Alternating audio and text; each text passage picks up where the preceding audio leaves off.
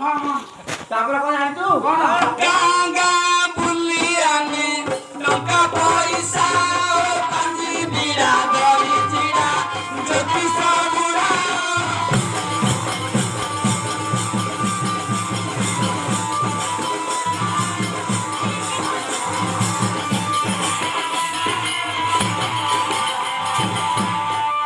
ମାଧବ କର ତାପରେ ବାଲୁଙ୍କେଶ୍ୱର ତାପରେ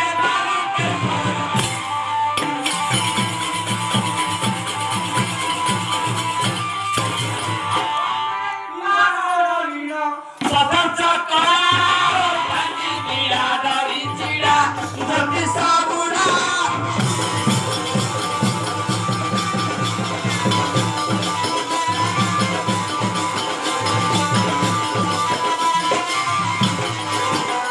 ମାଧବପୁର କେନ୍ଦୁ ପଲ୍ଲୀ ନାରଡ଼ା ଯେ ବୋଲି ବୋଲି ନାରଡ଼ା ଯେ ବୋଲି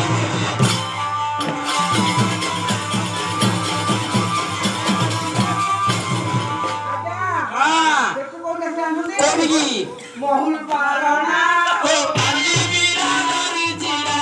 ଜ୍ୟୋତିଷ ବୁଢ଼ା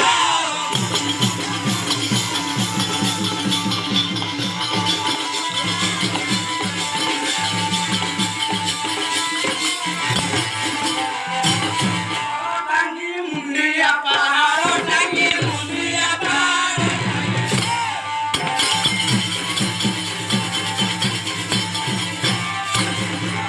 କଳ ଟାଙ୍ଗି ମୁଣ୍ଡିଆ ପାହାଡ଼ ଟାଙ୍ଗି ମୁଣ୍ଡିଆ ପାହାଡ଼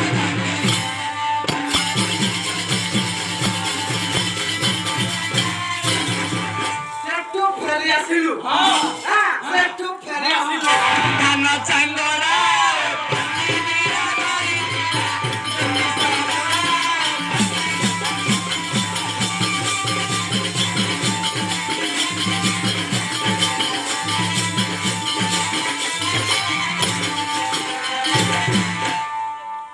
ଓହୋ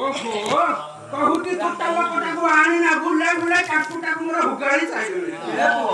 ସେତିକି ନମିଳିଲା ମୁଠା କା ମିଳିବନି ମୁଁ କହୁଛି ଯାହା ପାଠ ଅଛି ଘରେ ମତେ ଶିଖା ଖାଲି ଘଷାଡ଼ିବୁ ମତେ କରୋନାରେ ହେଲାଣି ଅବସ୍ଥା ଡାକେ ଡାକେ ମନ୍ତ୍ରୀ ମତେ ଡାକେ କଣ ଡକେଇଲେ ମିଳିବ ଗଣ୍ଡେ ନେଇକି ଯିବା ମନ୍ତ୍ରୀ ଘର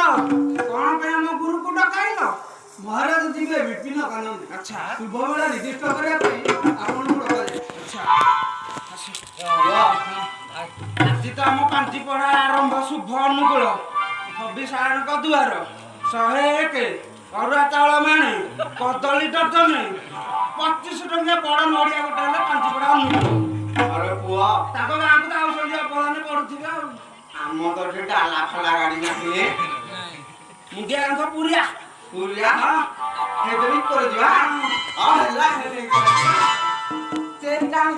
ଚେଟା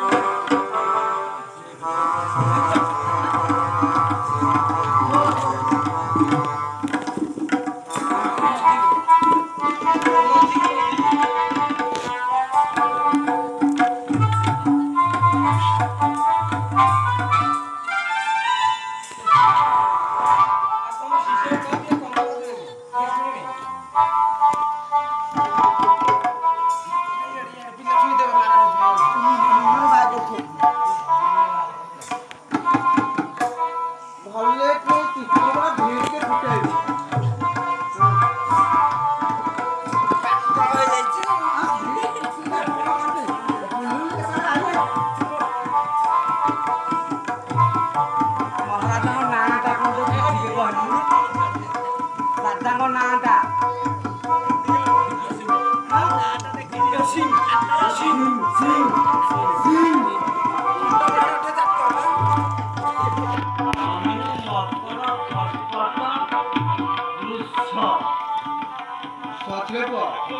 ଆଲି ଭୁସିବ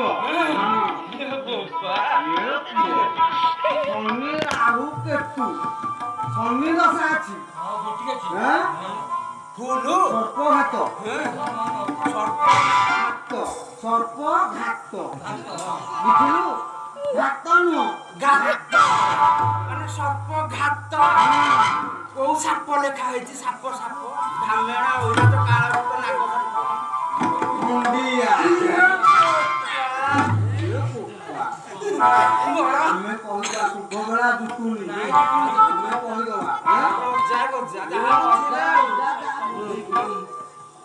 ମନ୍ତ୍ରୀ ମହାଶୟ ଶୁଭବେଳା ଜୁଟୁନି ଗଲେ ହେବ ଅମଙ୍ଗଳ। ମହାରାଜଙ୍କୁ ସେଇ କଥା ଜଣେଇ ଦିଅନ୍ତୁ।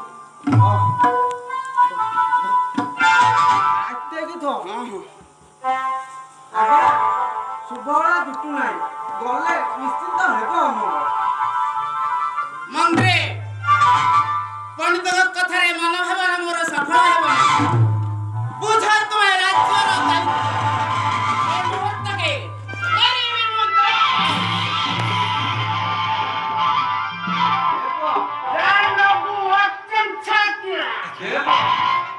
ସିଏ ରଜା ଗୋଜା ଯାହା ବୁଝିଥିବେ ହେଇ ଗୋଟାକ କଥା ଯା ମଲାଳେ ବିପଦ ବୁଝି କହିଯାଇଛି। ଯା ଯା ରେ ପୁଅ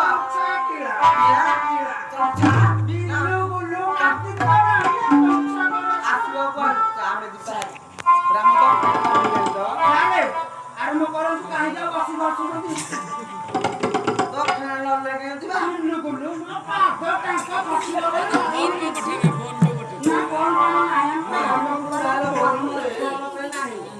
କତର ଫୋନ ଅଛି ଗୁଲୁ ଗୁଲୁ ମୁଁ ତ ମୋବାଇଲ ନା ଫୋନ ପେ ଗୁଗୁଲ ପେ